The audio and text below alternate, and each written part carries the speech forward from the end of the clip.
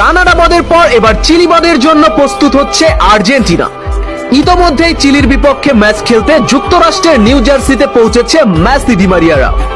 New জার্সিতে 3 দিনের practice session complete করে গ্রুপ পর্বের দ্বিতীয় ম্যাচে মাঠে নামবে আর্জেন্টিনা। চিলির বিপক্ষে আর্জেন্টিনার আপকামিং ম্যাচের খুঁটিনাটি নিয়েই থাকছে আজকের প্রতিবেদন।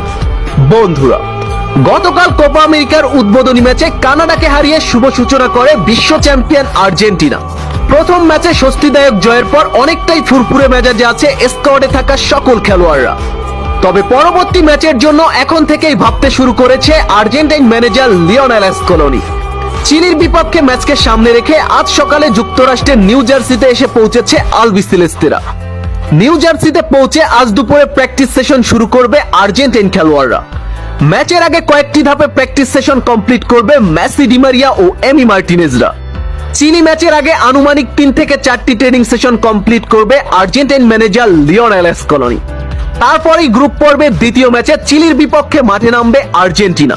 তো চলুন চিলির বিপক্ষে আর্জেন্টিনার আপকামিং ম্যাচের সময়সূচি জেনে নেওয়া যাক।